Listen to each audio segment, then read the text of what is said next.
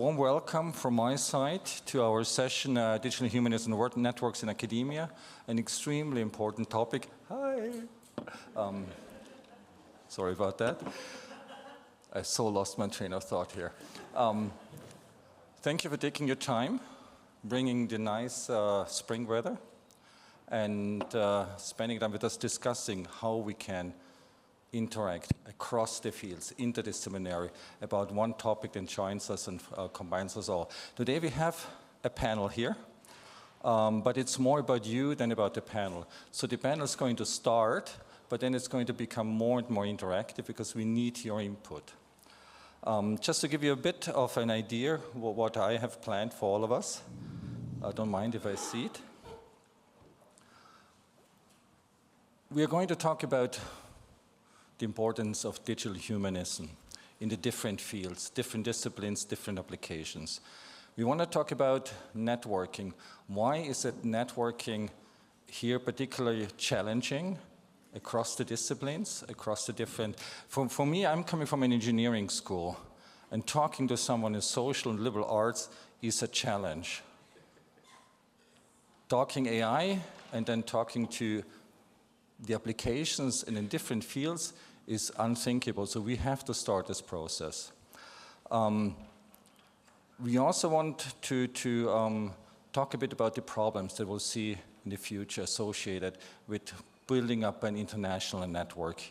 We want to talk about why the domain competence you all have is so important to bring in. That from my point of view, it has been way too homogeneous, way too uniform. We have to spread out. We have to be more an horizontal gathering for information, bringing them in.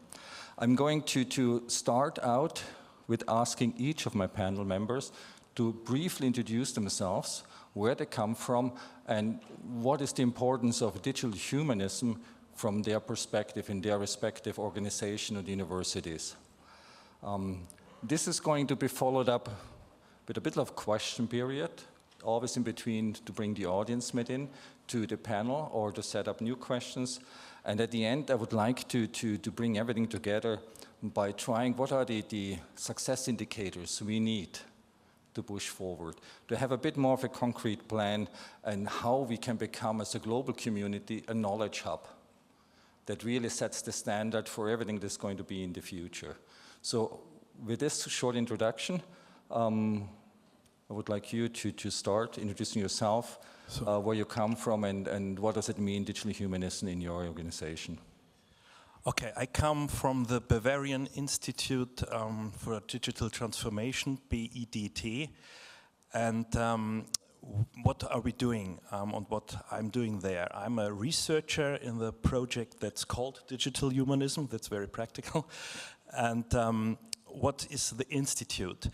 The Institute promotes and funds many different interdisciplinary projects that are doing research about the process of digital transformation.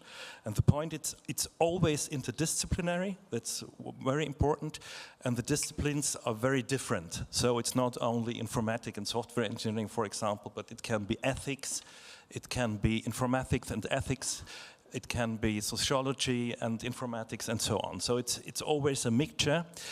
And this institute exists has been founded in July 2019.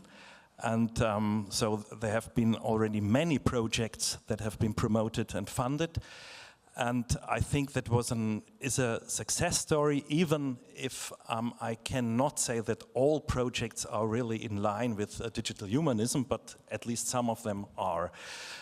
Perhaps two other things what we are doing, we have a good cooperation with the Technical University of Vienna concerning the DigHum lectures, and also audit this project that will have the kickoff on Friday. And okay, perhaps one sentence about the content of digital humanism, because we have, I think, already many different kinds of digital humanisms here around, not only in this conference, but around the world. And I think this one thing is already very important. Shaping our digital future means that digital tools are only tools, that we determine what we do with it. And our understanding of digital humanism is based on the concept of human authorship. That means the idea that humans are, at least in a certain sense, free and reasonable to determine what they want to do. And that has, of course, many consequences of how we want to shape the process of digital transformation. This would be another subject, but this is the standpoint, and this is the, that's the point of view we take in this context. Okay, maybe a follow-up question from my side. What is, from your point of view, the weakness of digital humanism? Oh, the weakness, I hope that has no weakness at all, but perhaps the weakness can be that if you hear only these two words, digital humanism, then it's of course not already clear what it is.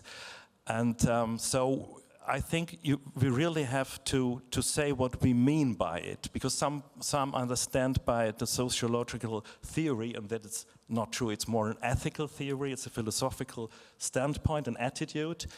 And I think this is very important, because I think we can say it, we can even admit it, in the introduction to digital humanism, we find very different ways of determining what digital humanism is. And this is, of course, a weakness, because it's not clear in itself. Okay, thank you. Go on to the next panelist, please. A dear colleague and friend. Thank you very much, Peter. You know, let me start with giving it a little bit of a personal touch, you know. So where I come from, okay? I come from Linz in Upper Austria, and I studied Wirtschaftsinformatik, business informatics, information systems there, as one of the first students doing that, actually. So I'm very familiar, actually, with many people not knowing what I'm doing. So this digital is absolutely fine with you know, because the advantage of, you know, when you can't clearly say what it is about is that you can shape it. You can shape whatever you do. This is what we did in Wirtschaftsinformatik.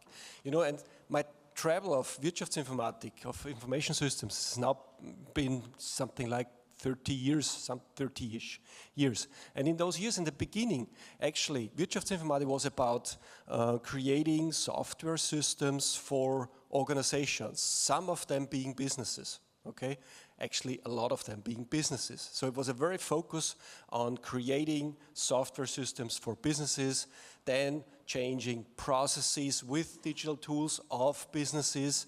Then it was about, you know, understanding the impact of new digital tools on business processes. Then it was about understanding the impact of tools on people working together. Then it was about understanding the impact of tools on people. See what I mean? So it's not, I'm not saying that Wirtschaftsinformatik is all about the last thing, but this is the evolution of, you know, what this discipline has actually covered as ground. And, you know, part of the story is because people were, you know, curious about, you know, these developments, and they needed to understand that in order to create better software systems for businesses, part of it is also because, you know, the systems were actually more and more designed not by universities, but by platform providers out there somewhere, you know, we had no influence on, because this was not the case beforehand. You know, lots of our graduates actually worked with software companies, designing and creating the software used by businesses. It's not anymore the case. So there's a huge evolution in that discipline, you know, and I was excited about research, about teaching, etc. So I became a professor in information systems. You know, I had academic travels, Germany, USA, and then I came to Innsbruck, became a professor there. Since 2019, I'm the Vice-Rector of Digitalisation and Knowledge Transfer now at the University of Vienna. When I came in, I actually had the opportunity to chip in for the Vice-Rector of Research, which I also do today. You know, because of the first 3 months, the Vice-Rector was sick, out out sick, and I got all those, project proposals for signing, And I was shocked, you're surprised, how many of those felt, 75% to say the least, had in their abstract or title digital or something like that. So I thought, okay, me being the Vice-Rector of Digitalisation, I come into an organization where 75% of project proposals involve digital, and these were hundreds of project proposals.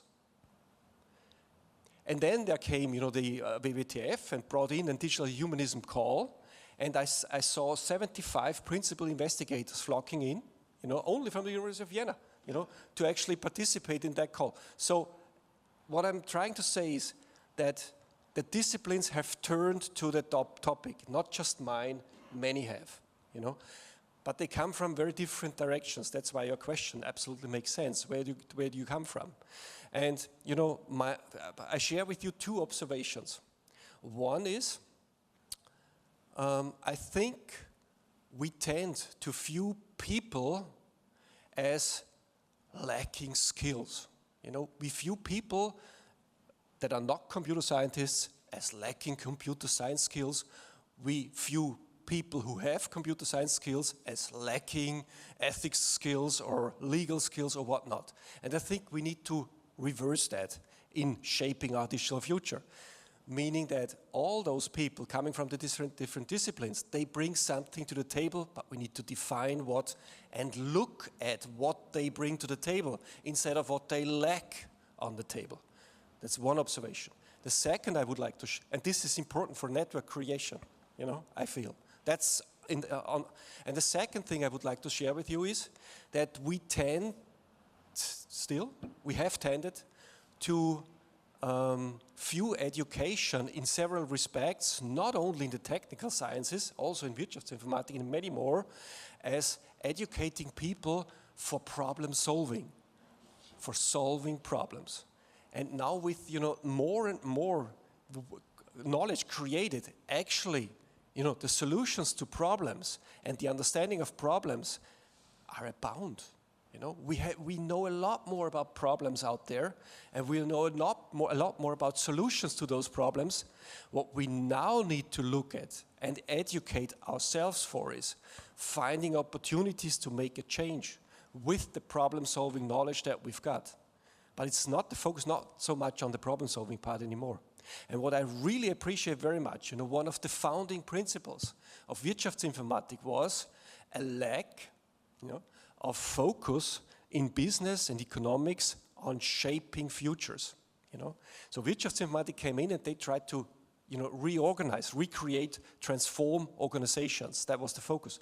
And now with digital humanism, actually, this turn from, improving our understanding to using our understanding for shaping what we do is also something that I think is very important in creating a network. Thank you very much for listening so long. No, perfect. One of the reasons was important for me that you're here today is because he's in charge of leading innovation strategy of the largest universities. And one of the first question I wanted to follow up on your introduction is why should companies and industry care about digital humanism?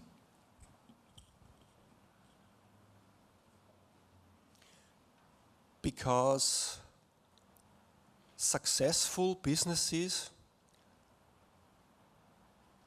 have at the core of their vision that they want to make an improvement to the world, And without a thorough understanding, we cannot shape the world in a way that it is actually an improvement. And I think that's because of this they should care for digital humanism, and they do care. Thank you. Please. Yeah, thanks for having me. My name is Koesten. I wear a couple of different hats. One is that I come with a very different perspective and experiences here. One of it is I'm affiliated with the University of Vienna with the Faculty of Computer Science. where I'm also leading a digital humanism project. And I engage in a number of different interdisciplinary collaborations in my research with science and technology studies, with psychology, with political science, or political communication, and also medicine. That's one part. And since March, I'm also an assistant professor at the Mohamed bin Zayed University of Artificial Intelligence in Abu Dhabi in the United Arab Emirates. And so this entire engagement is relatively new for me, but also the university is relatively new. It was founded in 2019, started in 2020, and it is one of the first institutions that has an explicit AI focus, even in the name of the institution. And it started as a graduate school and has now expanded also with an undergrad program in AI. And there are a number of different postgrad courses across around 8 departments, and the place is growing also in the number of departments. And I think why it's interesting here that at least within this AI focus, they're trying to kind of take a different approach on how to structure the university and also how cross-departmental collaborations can actually happen. And so the departments are at the moment relatively technical still. They include computer science, computer vision, machine learning, natural language processing, robotics, and statistics and data science, but also HCI, which is human-computer interaction, as a specific department. And I think that's interesting because on the one hand, HCI in many ways, HCI is part of computer science, and it is, can be defined as a multidisciplinary field of study by its definition that focuses on the design of computer technology, and in particular on the interaction between people and that technology. And so in many ways that's quite related, if not very, very close to many ideas of digital humanism. I would say historically the focus has been on individual interactions of people with technology, but it's moving more and more towards questions of groups of people, of society or societal subgroups. And I think that's why this explicit focus in the structure of an organization is interesting in that regard. And so, this is kind of where I'm coming from, and I think this is also where my definition of digital humanism comes from. And it's this, and why I find it important is really this idea that the big questions that we have today are kind of such complex problems that they cannot be solved by one discipline alone. And so we need interdisciplinary approaches, and I think HCI can kind of help with that. So do other disciplines, and so that's this great initiative in the context of digital humanism. And I think the question that I have maybe, and that's something we can discuss also now, is why is it still so hard, right? Why do the formal structures that actually incentivize, allow, and support interdisciplinary collaboration are only beginning now, and what can we do to improve that? Yeah. Thank you. I want to follow up with, can you share your ideas, if I listen to you, on teaching digital humanism? Can you incorporate it in the classical curriculum, or do you have to already have different teaching methods that allow the understanding across the many disciplines? What are your thoughts on teaching digital humanism? It's a great question, and I think it's something that requires a lot of thought still that we should have together. I don't think there's not a straight answer to that. At MBZUAI, we're also working on curriculum development at the moment to kind of integrate more different disciplines within specific courses. And I think one of the approaches is to really have people with different types of expertise contribute to one course that has organizational problems attached to it, right? People need to communicate, they need to align, instead of if we have these siloed courses, which is more the model right now. That's one part, but the other part is also by the types of questions that I think we ask in teaching. What are the questions or the problems that we actually bring forward in classes? Do they focus on one side of the problem, or do they focus on this integration of of all these questions that have been discussed in the past days as well? What are the societal implications? What is the technology that we should be designing? Who is left out? And all these kind of questions of inclusion and societal impact in class projects, but also in the way we let students discuss and deliberate. Yep. Thank you. So finally, I also need to introduce myself, bidt Ertl. I'm a Vice-Rector for Research, Innovation and Internationalization. My daily job, more or less, is also my passion, my science is I'm a bioengineer. So you see the different kind of expertises here. The reason why I'm standing here, because I'm far behind the shades of professors from the TU Wien who have been in this field for many, many years. And I want to share my personal view with the digital humanism.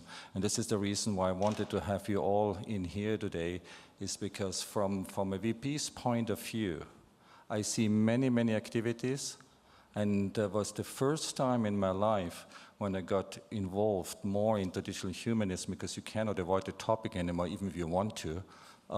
It's really always on your table. Was that I realized two fundamental things. And this is two things, and we need to discuss today. The first fundamental thing was, it's the first time that I have been in academia and industry that for the first time we all have a same goal, a same idea, something that unites us, something that connects us. I can go out to any university, arts, music, architecture, social sciences. If you don't know to talk about anything, we can always talk, what is the impact of AI in your field? I can go to any company. It's like, how do you deal with this, with AI? How do you use it as a tool? How do you educate people in the companies? And they also start immediately talking to me. And this is what I think is our greatest strength, because for the first time, we are talking about interdisciplinary networking at its core, because we all have a vested interest. Interdisciplinary does not work if not everyone has a win-win-win situation, because it's exhausting talking to Wirtschaftsinformatiker. I don't know. So that's exhausting. And this is what I also realized, this is going to be this greatest weakness, this strength, because we now have to find a platform to get quality control for teaching. How do we make sure we can train the next train the trainers? That they teach something that we across the bar think that's good enough for liberal arts, that's good enough for social sciences, good enough for engineering. We need to have some sort of a system to double check. What should the next generation know if they come out to industry? We also need to have a platform where we start, what does it mean in your field? What can you bring into it? And how can we process that information? And that makes me really, really nervous. In Vienna, it's a science hub, if you don't know. I mean, we do have some cultural identities, but the truth is, we have over 200,000 students here, probably 5 billion euros on investment in government. We have 9 universities. The arts universities all are the top 10 in the world. Then we have, I think, 5 private universities, 7 colleges as a University of Applied Sciences. So we have more than 26 different research organizations that all have one thing in common, is digital humanism. Otherwise, it's really hard for me to talk to anyone else. And now we have the challenge, how do we move forward in future to have us come together in an exchange platform where we set the standard for the world? What do we mean for teaching? What do we mean for industry? Where are our lines? What does it mean for the different stakeholders? And now I lost again my train of thought. And would like to open the discussion, or at least a question from one of the audience. Perhaps we'll start, because we have so many, and that is the reason it's great that we have an international setting here, because in Vienna itself, by 22 different research organizations, we have probably 50 different individual programs and projects about digital humanism we are aware of. So we do have an association for digital humanism. Maybe I can ask you, Erich, to share your thoughts on how it's nice to have digital humanism now established in the academic field. It's nice that everyone is doing something with that, but what do we need to do next to come together as a community and set a global standard to make sure every company, every teacher also, this is also something completely new for me. Universities are forced to go from the engineering to go to schools to tell them Mint is great, and I'm standing in there staring at this young, very intelligent, curious minds, and all I can tell them, if you all want to have a job, study at the TU Wien, because you will always have a job independent of your religion, sex, gender, whatever, because we need new engineers. But this story is a bit short, I find. And now we can finally also talk to them. This is something our students, our high school students need to know before they come to universities. So Erich, please try to sum up everything we said in 2 intelligent sentences. Okay, I'll use this chair here if I may, so thanks for this opportunity. So I think you saw how digital humanism came about. It was born at a technical university, but even from the very beginning, it was with all the disciplines. So not all the disciplines, but a lot of disciplines: psychology, philosophy, sociology, all these disciplines who, and I said this already yesterday, do not usually love each other a lot. And then this is because it's also very difficult to understand. We have different things going on. Some of them are more analytic, they try to understand the world. Some others are more in engineering and try to build the world. And there is a lot in between that's going on. And so that's one thing. The second thing is it has been international from the beginning. I think this wasn't mentioned so far. There would be no success of this initiative had there not been, from the very beginning, an international network of, in this case, academics. But of course, also that poses huge challenges, because here we sit in Vienna, which fortunately is an international city, so there is a bit of a good start and an easy start. We have OECD here, we have the United Nations here, there are international bodies, there are international people that make some things a bit easier, but still we're sitting in Vienna and not in Brussels and not in Washington, fortunately.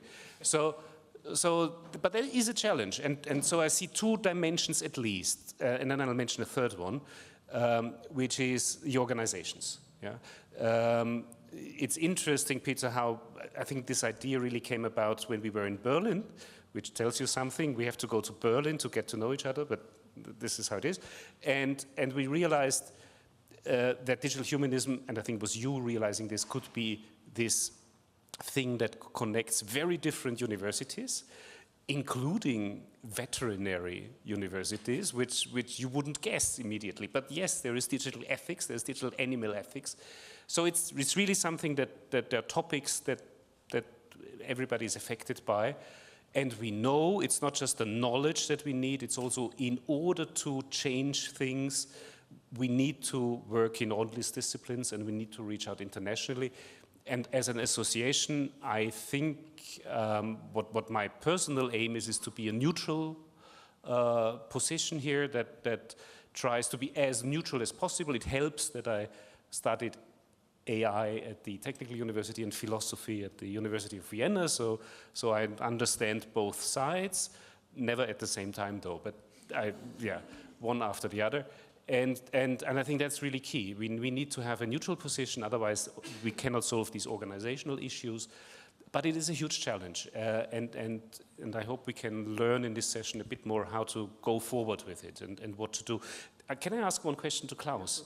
I mean, Klaus, you didn't mention that you're part of the Academy of Sciences, actually. So you are truly basic research, and it has been institutionalized, and I guess there was a person behind that, so I don't really know who created the institute. And do you think it would work as without funding? It's okay, kind of a lame question. Yeah, that's not so easy for me to answering this foundation story, but indeed it was the main speaker of our directorial board, Alexander Prechner, has have many contacts to the politics, and perhaps it was a little bit luck that all the crisis we have now was not so clear at that time, so the Bavarian state was ready to give relatively much money to have this institute, and this I don't know how would it be now. This we have to say. And what was the other part of your question? That volunteer work without funding. Oh, this, of course not. Of course not, because this, all we are paid by this funding, and of course not all people have a lifetime position there. But I think for an institute, for a research institute, they have relatively much money. So without this funding, it would have absolutely not possible. That's absolutely clear. And perhaps one other thing, answering or taking a position to what you have said and what you have said. You mentioned that for the industry they want to improve the world. I'm not so sure if this is the case. I think they're right. They want to earn money, and that they really want to improve the world. I don't think that's necessarily the case. And if we have this position of digital humanism, I think we should have in mind that's a normative position. So we have, and the interdisciplinarity is necessary because in answering normative questions, we very often need the answers of other disciplines, but it's not a technical discipline. I think that's very important. That does not mean that an ethics or philosophy prescribes other disciplines what they should do. But if there is a normative question, then you have to ask someone from a normative discipline. And if there's a technical question, then you have to ask someone from a technical discipline. And sometimes it's not so easy to identify what kind of question it is. And this is also, I think, very important in the beginning. And what, for example, I have the possibility to teach PhD students from computer science in the TU Munich, the Technical University of Munich, and it's always the case that they say, oh, this would have been better to hear all the things in the beginning already. It's already PhD, so not every student is a PhD student. So this has shown me that there is really a need for this kind of lessons or of courses. Yeah, so we have now another two subjects. One we touched on is what makes me nervous, that I have a feeling government is ahead of us. They are implementing procedures and programs about digital humanism in the EU level and the local government level. And I'm not sure if they consulted with us before doing that because it just sounds cool. But we touched on funding. So we'll come back to Michael, to you. But before that, we have one question. If you introduce yourself, in case someone doesn't know you. Yeah, I will do, thank you. Stefan Woltron, TU Wien. I just wanted to add maybe two things to those things which have already been said, and sharing a few impressions of the conference we had so far. I mean, this morning we had the panel on algorithmic institutions, and Virgilio Almeida from Harvard and Brazil. So he said, I think, a very important thing. We need to understand what is going on in this digital world. We need to understand what digital transformation in this, in that case, what it means when we talk about platforms. Yeah, and he explained that when he was working on this book and started his research, he need to join forces with people from political science in order to understand what is going on, to analyze what is going on. So this was, I think, a clear call for fundamental research in digital humanism, which has to be done. And the second thing I wanted to share with you, and also maybe share with the audience, is that this is a timely issue. There is political pressure, there is platforms together with governments are trying to calm down the regulations we already have at the European Union. So I think it is really something where we cannot wait for to join forces, be it on the academic level, be it on the political level. So now I have no questions for you, but I just wanted to share these thoughts. Before you ask your question, I just want to circle back for you why we do see, particularly in our startups, the new generation really do want to make it better in the world. The new business concepts, also sustainability, coming in more and more. And of course, you can't force a company to do good.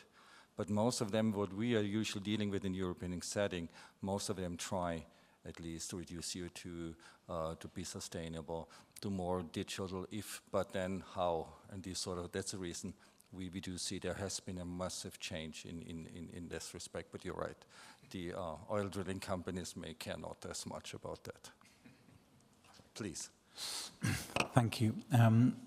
My name is Tim Crane. I am at the Central European University here. We're a small arts, humanities and social science university in the 10th district in Vienna. We moved from Budapest 5 years ago.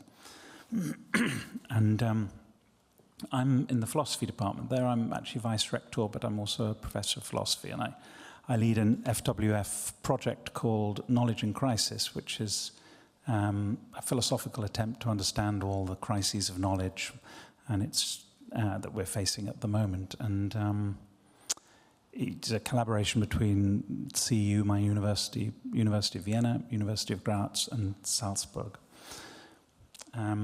It is also, I should say, to advertise it, I believe it to be the largest grant ever given to a philosophy project in Europe, and since no other place in the world gives grants to philosophy, that means it's the largest one ever. So we see ourselves as having a certain responsibility, and our interests closely align with the interests of digital humanism. So this is, and I agree with the point that was made that this is a philosophical, in part a philosophical question in the broadest sense.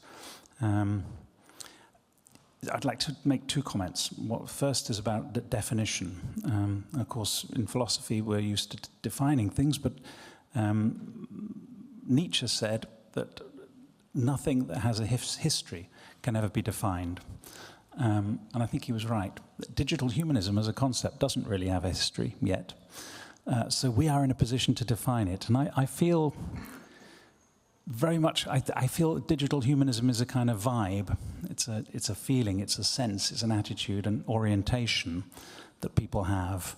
And everyone, I think, in this conference feels this. And so there is a common sense of a mission of some kind, but there's a lack of precision in how it's stated. And I think this comes back to the point that you made about what's the weakness here. Now, what we need, I feel, is, if we're going to work together, is we need to have an absolutely clear, the clearest possible statement of what it is that we're trying to achieve, rather, not what we're trying to achieve, but what this field actually is. What are the aims of the digital humanism project? What is a digital humanism project? I think that will actually, I think, take a lot of hard work and collaboration even to come up with 2 sentences. And I think if you do it on the sort of back of an envelope way with a committee of 50 people, you'll end up with something incredibly bland that no one will remember it. You won't be able to write it on a card. I mean, I love these slogans. These slogans are both great. But they're not yet the definition of digital humanism. That's what we need. So that's my first, I think the first step, I think, of the intellectual project that people are talking about here would be actually to really think about what digital humanism is, what it's opposed to, who would disagree with it, right? If it's worth saying, then someone's got to want to deny it. We have to have some people who are opposed to it. So that brings me to the second point, which is about the thing that Moshe Vardi mentioned yesterday in that brilliant talk that he gave, which is power. Because if we really are going to shape our digital future, we have to have the power to do it.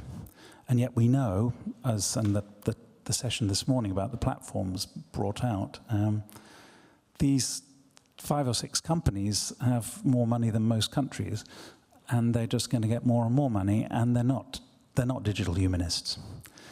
They may be moved by consumer demand, or they may be moved by other things. Unfortunately, in the United States, they're not moved by regulation, and the United States is becoming even less regulated, it seems.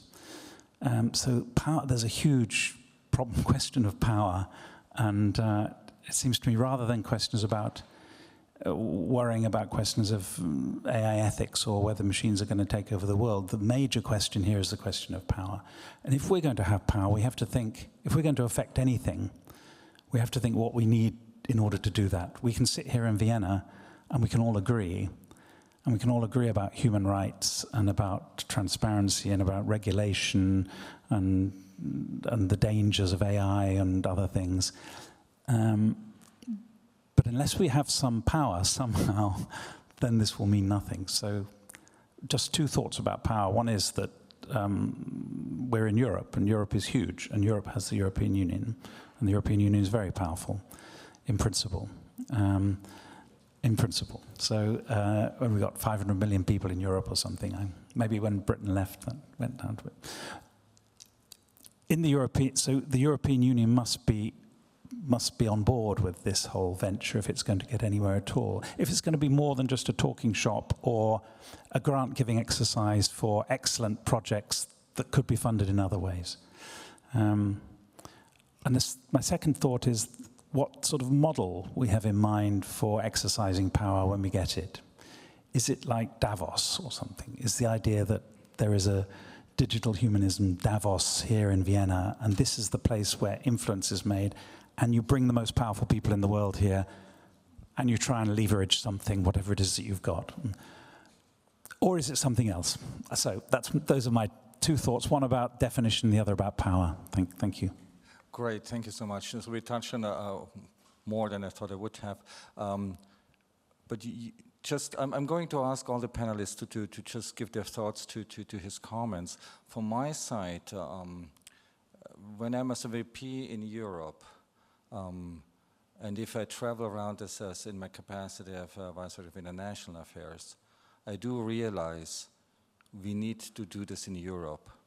We need to do this in the heart of Europe, because the EU blames us, why, don't we have Google, Amazons, and the big five? And I always counter, because we don't want them there. They would have never been able to set it up that way because they would have never gone through our regulations. And regulations is something that companies need and do. And that's the reason. I think if we go about this, how did you say it, this super brain, what was the exact term? What? Huh? Sorry, I'm not sure which bit you meant of my long rambling knowledge talk. hub, who sets the standard. It has to be in Europe, it has to happen here, and it has to be probably in Vienna, because we have all, because you reach out, because Vienna, Austria is way too small. So we always have to think globally. Doesn't matter what we do. I would like to, Susie, if you want to add some comments on your side. So we remember a member from the ministry. Yes, thank you. Susanne Buck, Federal Ministry for Science and Research in Austria. I really want to support the last statement, because the European Commission is now working on an AI and science roadmap, and there also has been a recent council recommendation on AI and science. And Austria was the only country who brought forward that digital humanism must be thought. This concept must, be taken into account.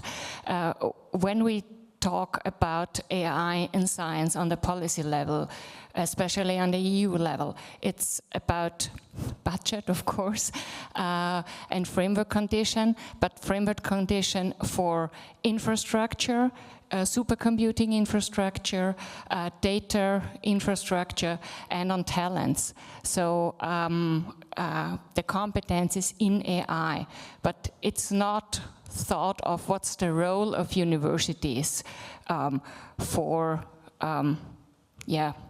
digitalization, or the role of universities in the whole policy discussion. Thank you so much. So before I ask the panelists to share their thoughts to your comments, from my side, a couple of things. I do believe we need to be a safe haven to bring philosophical question into digitalization. I do realize, and I talk a lot to companies, the first reaction is, it's about preventing using AI, then don't forget it, I want to talk to you. It's like, no, it's not of preventing. the application of AI in it. It's just figuring out how your workers deal with this and what are your policies with it. And they ask, what policies? And I said, well, what do you think is happening with the data if you put it in the ChatGPT? Is there something you want them to encourage, yes or no? What is with data sovereignty and so forth? It goes on quite fast. And the other thing I realize is companies, they're forcing us for the industry 4.0 to be more digital, and this is next. What comes next? Give us a break. Leave us just do our own business. So I do realize, and I think this is pivotal, and that's the reason I was so excited to push this, and you touched it, we have an urgency to do something. Otherwise, this is not going to fly. This is going to be something that has become a stone to hinder the advancement of using digital technologies. So, but maybe all of you can quickly share your things. It was about power. It was about oversaturation, a bit of all the definition. The definition of digital humanism, urgency, and the funding. We're going to circle back to Michi Stampfer. Do you have 5 minutes more too? Okay, should I begin? Or? Okay. Okay, it's of course not easy to answer the definition question, and I can't give you a strict definition, but I can, I think, say 2 sentences. The first I've already tried to formulate in the beginning. What should a digital humanist answer to your question? Something is right in the sense of digital humanism if it helps to improve the possibilities of human authorship. And it's not right in the sense of digital humanism if it restricts the possibilities of human authorships. And that means that it is a human rights approach. Because always, if human rights are restricted, then of course the possibilities of human authorship are restricted too. And that has one very important consequence. We all know that interventions in human rights have strict rules to be allowed, and of course, especially the proportionality conditions must be fulfilled. So that is perhaps the first answer that is not enough for determining or defining it, but it can be perhaps at least a kind of standard. And the other question is, of course, much more difficult, the implementing question, because that's always difficult. Even if you have known that what you have to do, then it's another question that you really do it. And in this case, it's even more complicated because we have not a single person which has to be willing enough to fulfill what it has known to be right to do. But we have this situation of different states, of different, even EU and China and USA. Of course, that's much more complicated, and I can't answer this question, but I think that this conference already is a good first step, and even the project we will have is at least the first step to have influence or to share ideas how we can shape this digital future with actors of the politician realm.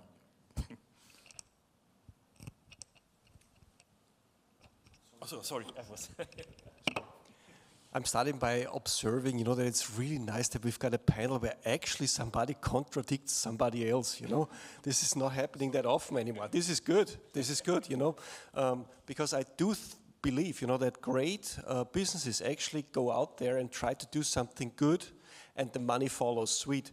Those that go for the money, at least that's what we observe, in the startups and spin-offs, that go for the money first, they don't achieve anything, because people just give money for in a sustainable way, if you're actually doing something to improve lives, and then things spiral out of control, But 2 observations on what you said. I think this is exactly the right approach to really think about, the focus of what we want to achieve, and not what we want to prevent. As you say, as rightfully observed. What do we want to achieve with whatever we do together, you know. And if we have something to focus on, you know, what does shaping our digital, you have much more concrete already, you know, that could be one authorship, whatever, you know. Start anywhere, go everywhere, you know, but start anywhere. And I think, you know, we need to find that thing, and then structure follows on suite, you know. Structure is not as important. I think then what is, that we've got something that is worth engaging for, you know. Because what you say, yeah, we need funding, but we need funding plus, because it's not just funding that people go for. And at least I observe, you know, not only in the startups, but also in the students that I teach, you know. And this is anecdotal evidence, I'm sure, but I guess it's not just me, you know. Those students, they want not just that we educate them with methods. They want to find opportunities to do something positive. They go to Abu Dhabi or whatnot, you know, in order to, you know, create robots that help, you know, caretaking the elderly.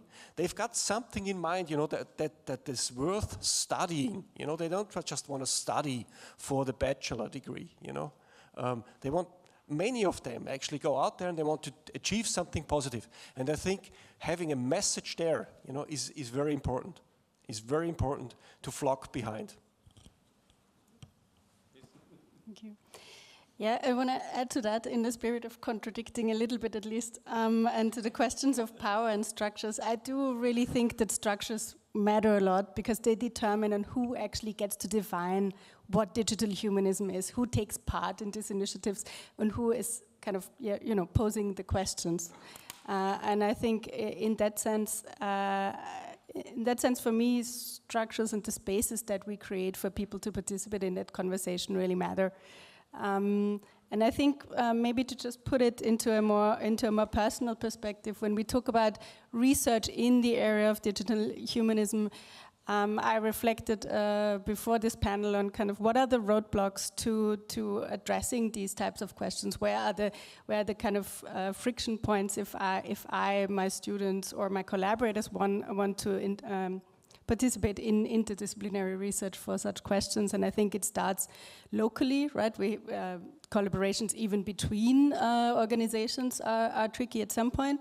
I'm also part of the faculty of the Doctoral School for Digital Humanism, and I think it's a great start. But even there we see that actually the administrative ways of setting this up, of getting out of this really monodisciplinary nature of these PhDs is tricky because we are kind of confined by the structures that we have created, and that obviously kind of amplifies when we think more globally, when we think across a city, but towards a country or kind of global types of research. What are the funding structures for that, and what are the incentives for that? And I think maybe in the same spirit, if we think about reward structures, for myself as a relatively early career researcher, if I apply for a faculty position, right, my qualification requirements will be attached to a specific discipline.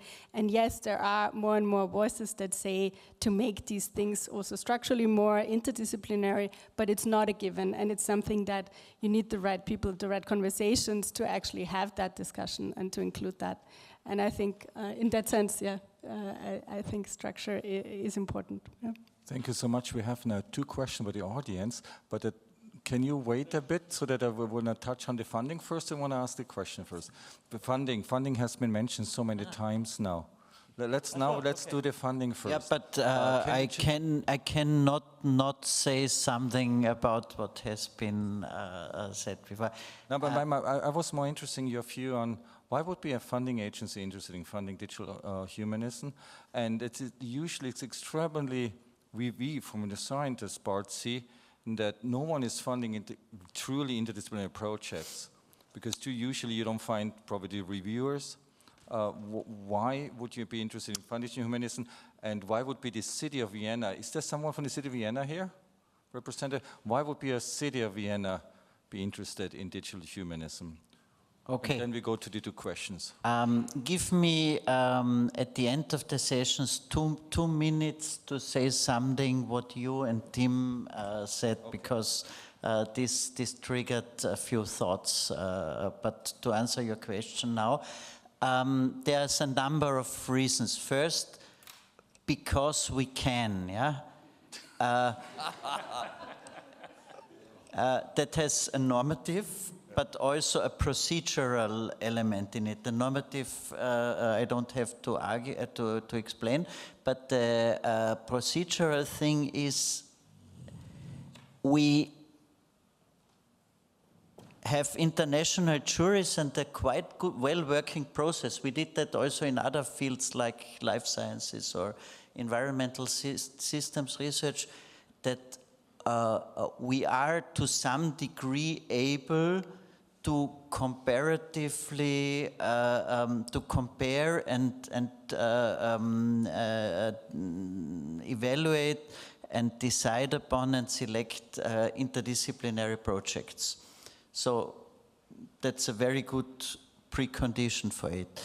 The second point, digital humanism, I just was pushed on it in 2017, 2018 by a friend who came back totally alarmed from California with some books, and I was forced to read these books, including Shoshana Zuboff's Rise of the Digital Surveillance Capitalism, thank you.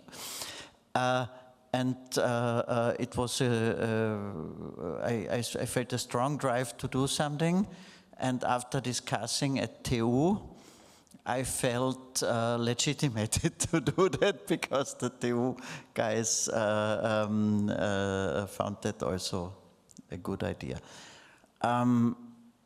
We will continue funding these kinds of projects. It's very rewarding.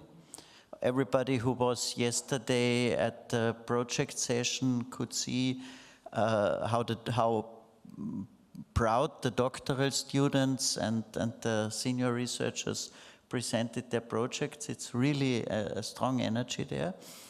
It's a drop in the ocean for the moment, but that's how many things start. I will say in the end, if you allow me, something about early Christianity, and I will say later on something about early cars and people running with flags before in front of the cars. But to stop here is we see that funding projects and even structures like doctoral colleges have their limits, and we need something more stable both for research but also for communication and coordination. Yeah? We need many people to be involved in that dialogue, and someone has to organize that.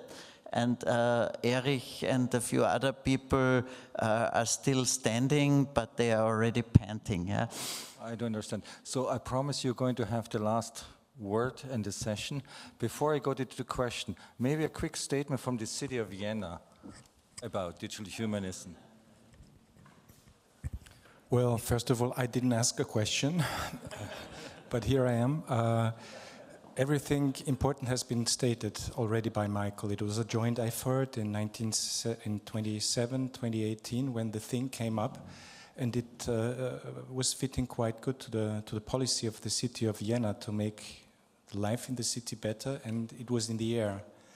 So in this triangle climate and environmental issues, health, and the digital world, we found the possibility to fund projects. And then we met a couple of intelligent guys and launched the first tender, a very small one, forcing people together from the technical university and philosophers, to put it very simple.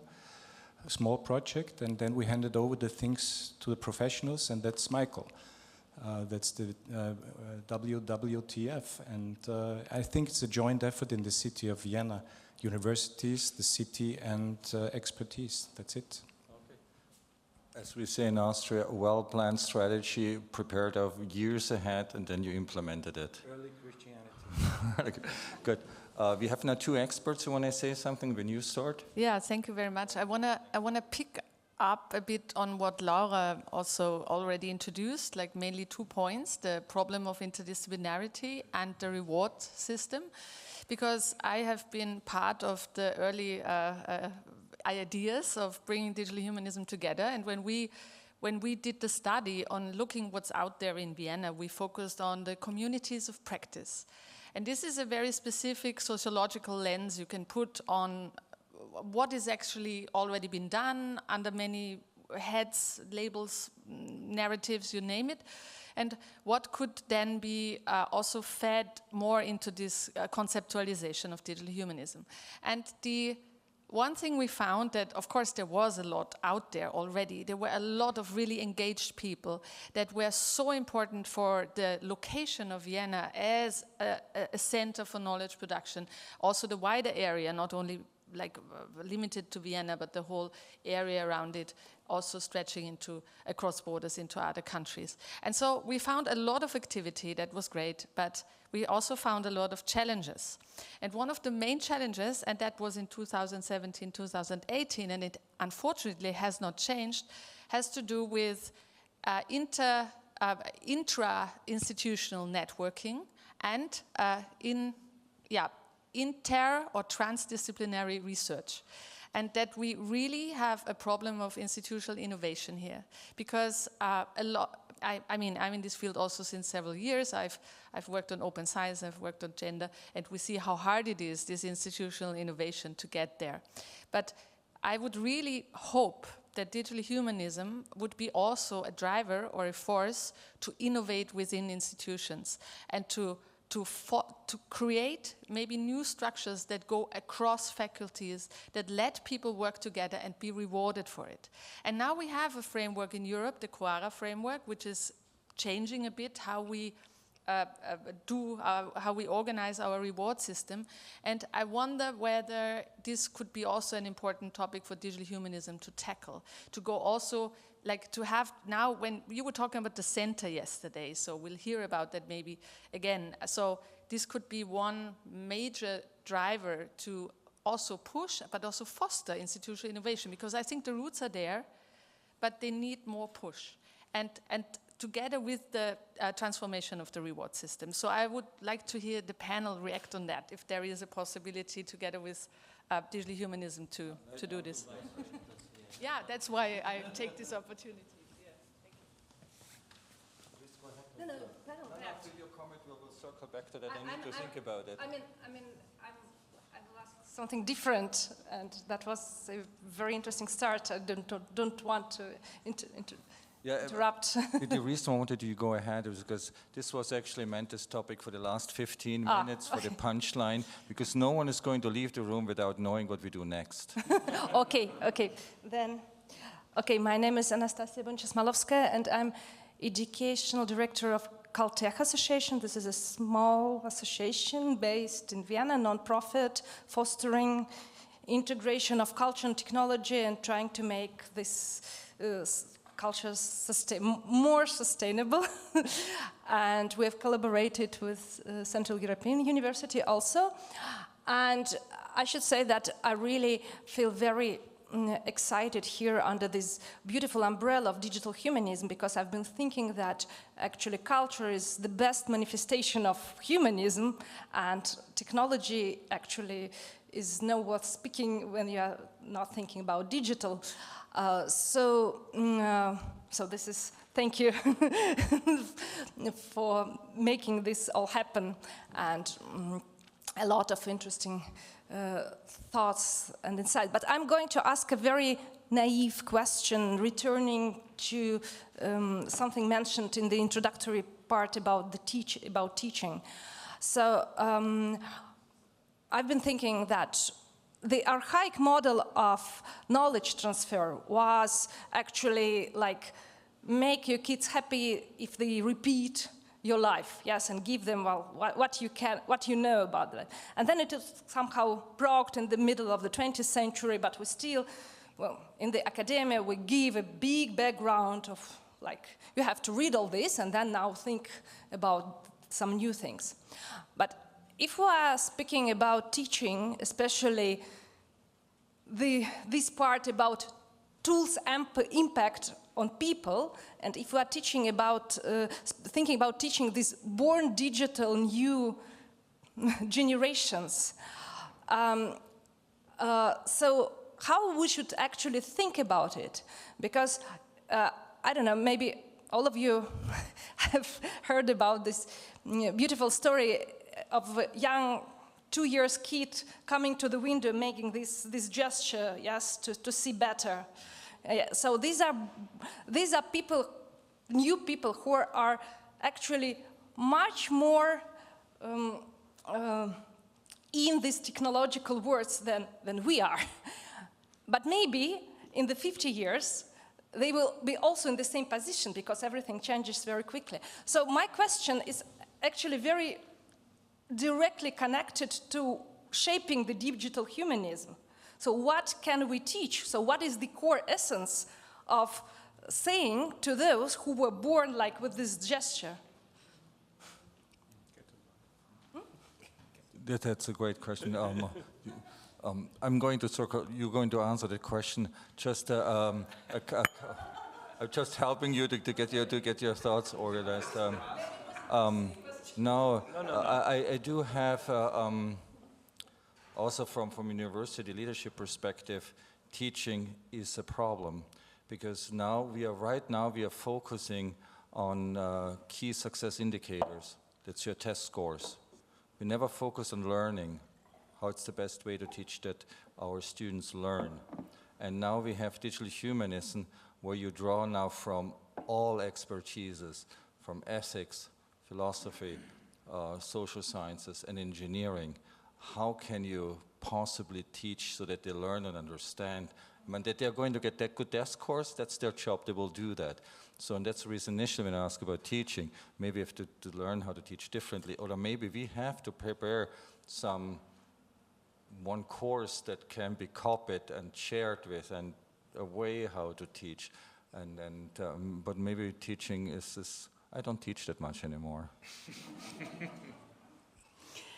Thanks for your statement. I love the story, but I think in my head at least, we've always had this issue, right? Every generation kind of at some point comes at the point where we confront,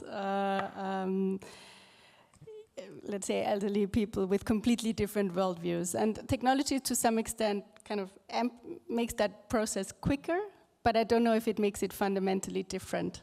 It just feels very different for us right now because things are changing so quickly. So that's just a thought. But I think the issue we have right now is this whole conversation also around teaching is very much focused on technology. But we're at the point where where for a long time we thought about let's create or design or develop every system that's kind of possible. And we've slowly coming to that point where many things are possible, right? The design space of the things we can create is getting bigger and bigger.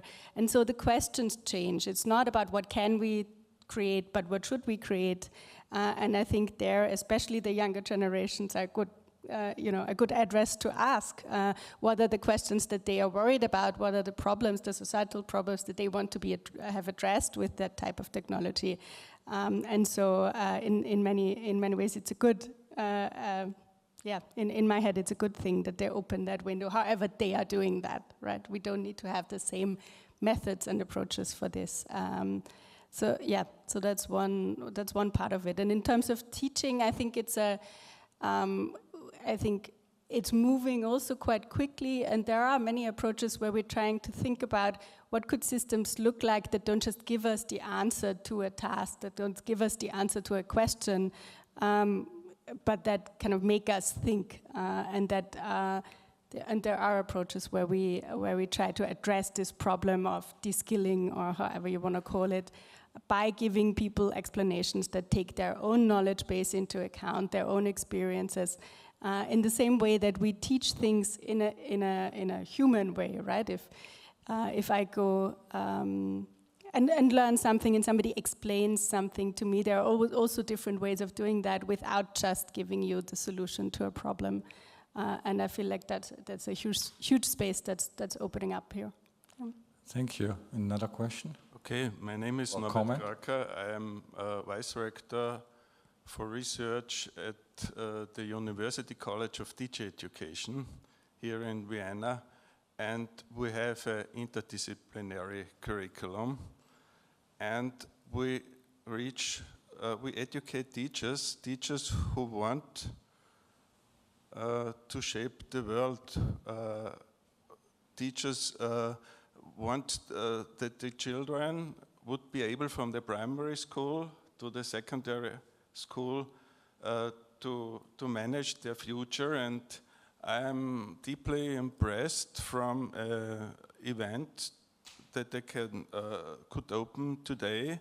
It was a FFG project called Stacked, Start and Act, and there were about 20 classes from the primary school up to the vocational technical school. And they had different questions, and they had projects, and they used digital tools. And the students or the young people said, we are not consumers, we apply digital tools. And I think that's it. And we need teachers who can manage it, and we reach in Vienna 28,000 teachers, and we educate, I would say, 30% of the teachers in Austria. And we have many questions which burn under the nails. Yeah, thank you so much, and this is wonderful to circle back to my initial statement. All of us have a stake on it. It doesn't matter where we come from. And this gives us huge leverage. And now, because it's the last 15 minutes, and we promised the last word to Michael Stampfer, I'm going to do a reverse panel action. I've never done this before, but you're all part of it. I'm going to reach the mic through, and everyone has, because we only have 10 minutes, to give one brief sentence to the following. We learned now structure is important. Funding is important. The intra-institutional innovation is lacking.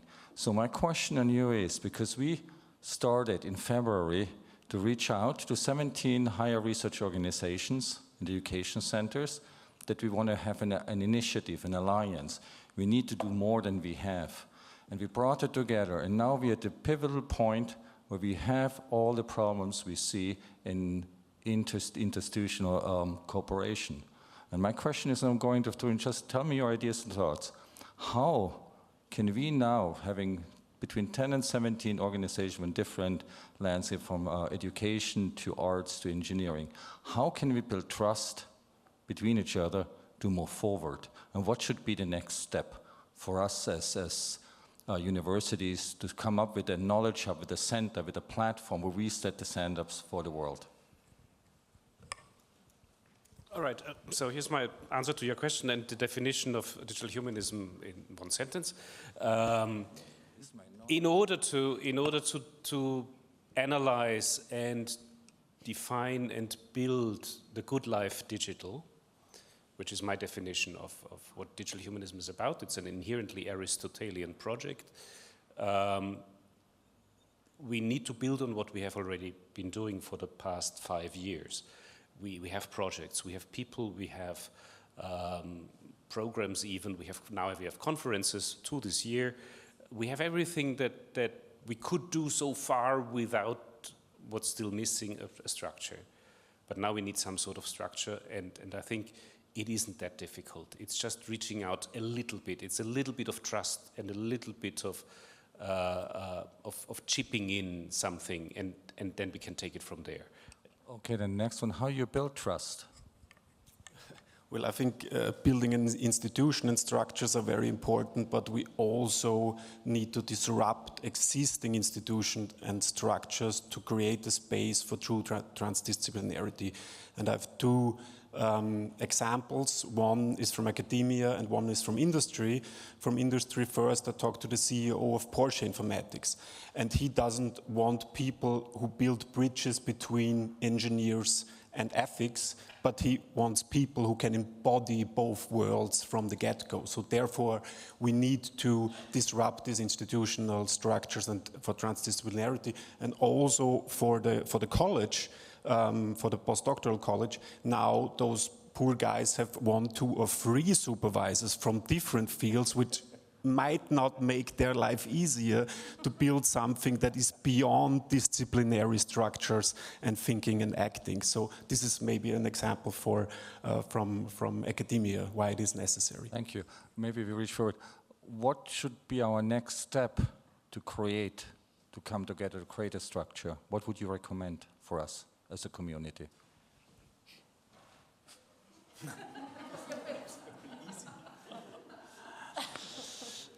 We need to figure out that we all mean the same thing and we all want the same thing. I'm going to write down what you say. We need to first figure out that we all want the same thing and mean the same thing.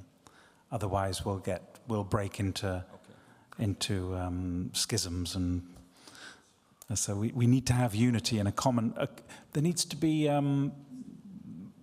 generosity in interpreting other people. I think interdisciplinary discourse is very, very difficult.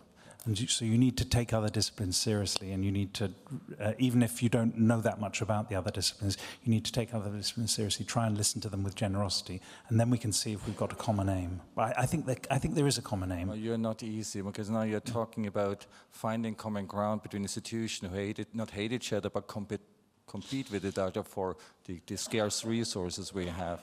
Okay, well, noted it down. Not that scarce, let's suppose.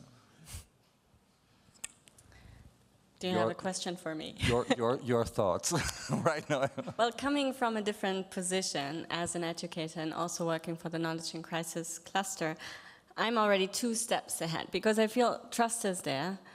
Common goal, I can feel it, maybe we have to define it, but how do we make it visible in society, and how do we have an impact on a policy level as well? These are the topics I'm interested in because I'm coming from a more practical field. So what should we do next? I'm moving the mic. Stefan. Yeah, that's best answer ever. Okay, sorry, I was outside for 5 minutes, I'm not sure. Yeah. The question is, what should we do next to build a structure, to come together, to build trust, and to move forward? And not forgetting, she's 2 steps ahead. Yeah, she's 2 steps ahead, which I like very much, because I think that you mentioned one important thing is that we need to be visible, we need to advise politicians, also society. We should be in dialogue with society about this issue. I think we should, you mentioned this, there's a vibe, no? There's a vibe, although we don't have the exact definition, but maybe the vibe is sufficient for these goals. Yeah? And I think we should really move ahead now. And for those who have been around yesterday in the first keynote now by Lessig, which was very, I would say, really impressive, showing the urgent need to react, since we have now one particular economic value which shapes many, many different values all over the planet, and this is something we should not ignore. Next, just please, sir. What would be your recommendation to us if you want to say we want to move forward? What would you recommend for us to do? I probably will make a comment outside of the remit of this workshop because I missed the first part of the workshop. Personally, as a representative of civil society and not of academic society, my biggest wish would be that universities, academia, reaches out to civil society. I think that's much more important than whatever you do inside academia, which I don't want to belittle at all, but we need your help. Oh, you had the sweet spot. How do we do this? How do we reach out? By making events like this one where everybody can attend, by trying to adopt a simple and clear language, by trying to analyze problems of which are current and which are not too complicated. There is a long list of wishes which I would have. No, that's wonderful. You're already, in my mind, part of the core team. Thank you. You'll get the invitation. Thank you so much. Very good insights. Please the next one. Just whatever is on your mind, let it go. I think you can't build trust. Trust is the result of good experiences you share together. And I think sharing experiences and don't look what's your advantage, but the advantage of the other one. And I think in academia, you first look at your own advantage, and that's not building trust. You need to look at the other one, the other fields. Thank you. Yeah, I also think it's necessary to have a common vision, and based on this vision, common missions, and to live transformative science, not in the sense of science communication like this event, but also to include in a very transformative way the voice from public and also from policy. Thank you. Please, more comments. Just go through, yeah. I think researchers should be given more power. It would be great if researchers are politicians, actually. And also, I don't want AI to become the next necessary evil that we're dealing with. For me, capitalism is the biggest one that I've been dealing with since I was born. And when I look at AI, I speak with people older than myself, and they don't seem to understand what big of a deal it is, because for them, they would equate it with the invention of computer or the popularization of it back then.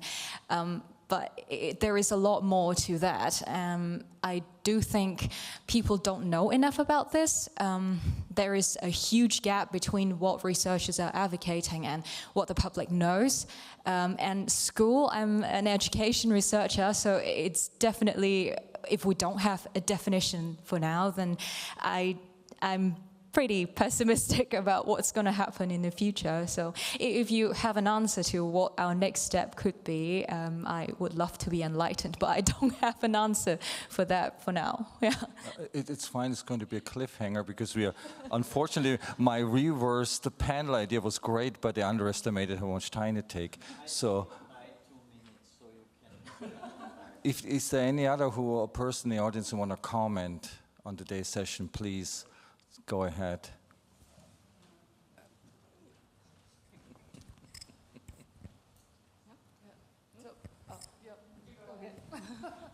Okay, first of all, next step, build a network. Okay. Then I have a wish, because, and that was already mentioned by the civil society, yeah. So there is only academia. I feel a bit excluded, because I'm a research center outside of university, and we are building bridges to industry.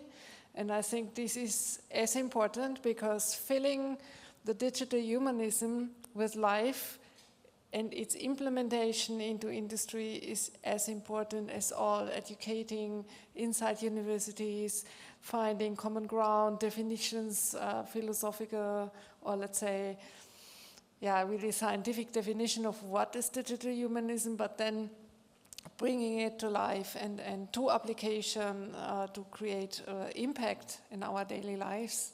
Also with teachers, that is so important. And there was even a call from WWF, yeah, so, and from the city of Vienna to bring digital humanism into practice. So I think extra university institutions, I have ERFI sitting here, also including in these networks. Thank you for the statement. Inclusion is hugely important, and you're going to be our Sprachrohr into industry, definitely. Please. Yeah, one short comment. I'm from the Heinz-Sixdorf Institute of Paderborn University, and it's a genuine interdisciplinary institute. It was founded with informatics, Wirtschaftswissenschaften as well, Wirtschaftsinformatik, engineering, but it must have always included the humanities as well. So why I'm telling this, because maybe what shouldn't be the next step is to reinvent the wheel, but there are already academic structures who have affinities to interdisciplinary and to bring together informatics with philosophy and ethics, who probably have affinities towards digital humanism, I'm sure in Vienna, but even beyond Vienna.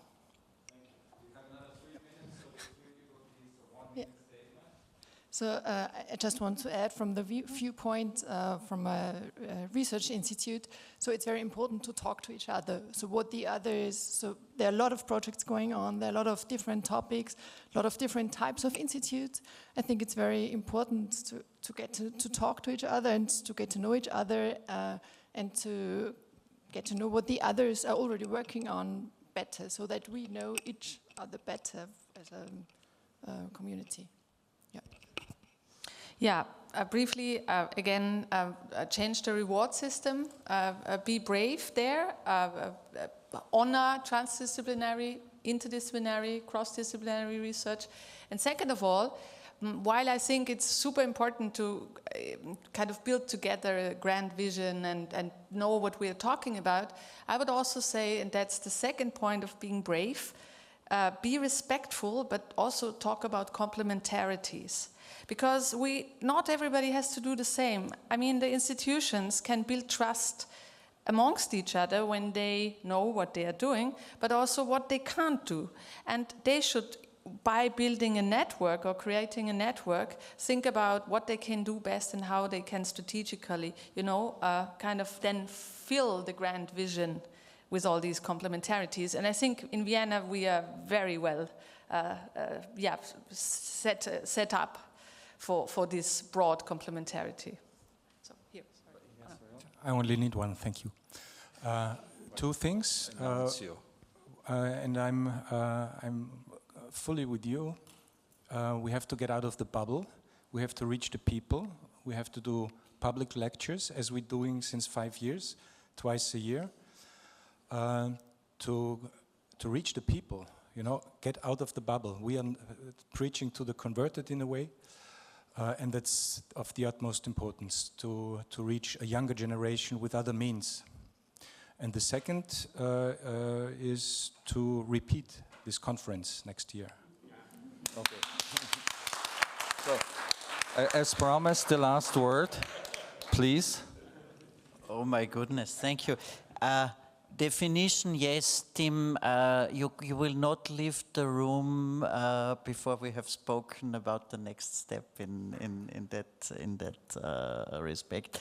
However, we live in hyperloop roller coaster times. Yeah, it never a political and societal and technological change has been that fast. Yeah, so we have to put that also into account. Yeah, we cannot work wonders. We should work wonders. We have to, but sometimes we cannot. Yeah, the famous Baron Holbach had 50 years in his salon in the 18th century before the French Revolution broke loose. Yeah, that's the time we don't have, yeah, and it is a revolution. And another paradoxon: we are not the revolutionaries, yeah. The revolutionaries are sitting in Palo Alto and over there, yeah.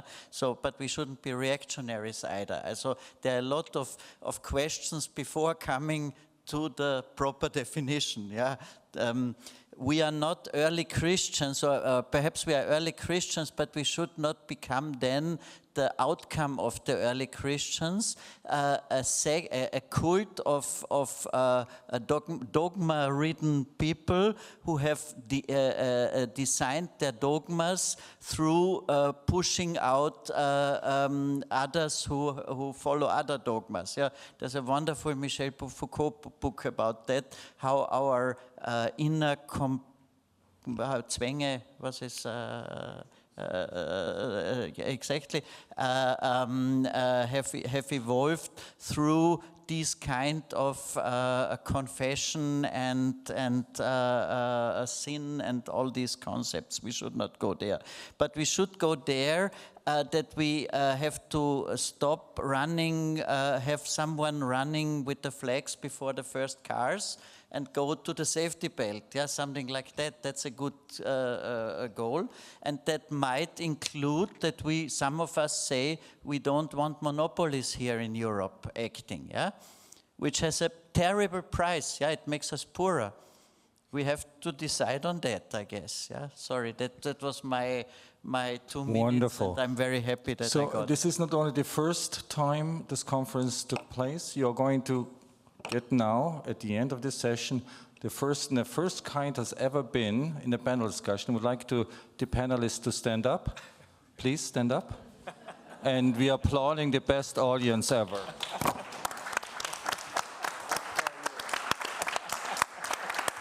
Thank you for being with us.